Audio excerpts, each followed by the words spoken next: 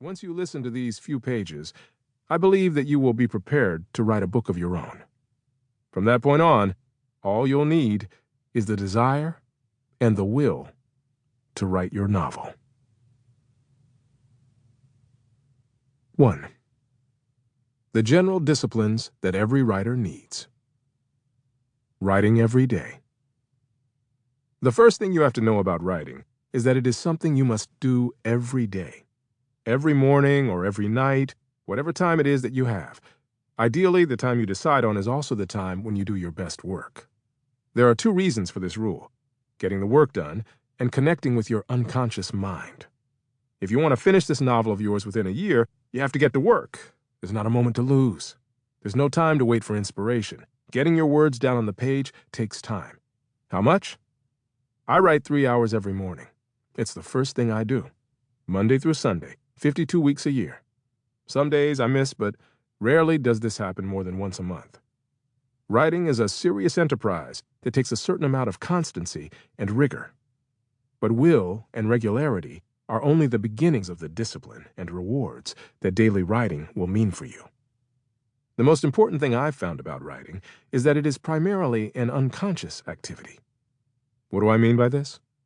I mean that a novel is larger than your head or conscious mind. The connections, moods, metaphors, and experiences that you call up while writing will come from a place deep inside you. Sometimes you will wonder who wrote those words. Sometimes you will be swept up by a fevered passion relating a convoluted journey through your protagonist's ragged heart. These moments are when you have connected to some deep place within you, a place that harbors the zeal that made you want to write to begin with. The way you get to this unconscious place is by writing every day. Or not even writing. Some days you may be rewriting, rereading, or just sitting there scrolling back and forth through the text. This is enough to bring you back into the dream of your story. What, you ask? Is the dream of a story? This is a mood and a continent of thought below your conscious mind, a place that you get closer to with each foray into the words and worlds of your novel. You may have spent only an hour and a half working on the book, but the rest of the day will be rife with motive moments in your unconsciousness, moments in your mind, which will be mulling over the places your words have touched. While you sleep, mountains are moving deep within your psyche. When you wake up and return to the book, you will be amazed by the realization that you are further along than when you left off yesterday. If you skip a day or more between your writing sessions, your mind will drift away from these deep moments of your story. You will find that you'll have to slog back to a place that would have been easily attained if only you wrote every day. Some days, you will sit down and nothing will come. That's all right. Some days, you'll wish you had given yourself more time. That's okay too. You can always pick up tomorrow where you left off today. In order to be a writer, you have to set up a daily routine. Put aside an amount of time, not less than an hour and a half, to sit with your computer or notebook. I know that this sounds difficult. Some of you live in tight spaces with loved ones. Some of you work so hard that you can't see straight half the time. Some of you have little ones who might need your attention at any time of the day or night.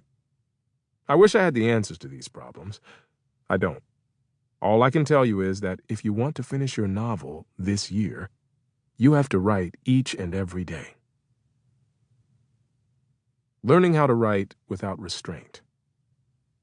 Self-restraint is what makes it possible for society to exist. We refrain, most of the time, from expressing our rage and lust. Most of us do not steal or murder or rape.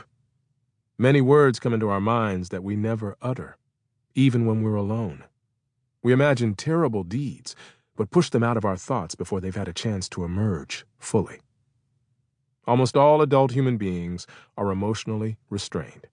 Our closest friends, our coworkers, and our families never know the brutal and deviant urges and furies that reside in our breasts. This restraint is a good thing. I know that my feelings are often quite antisocial. Sometimes I just see someone walking down the street and the devil in me wants to say things that would be awful to hear. No good would come from my expressing these asocial instincts.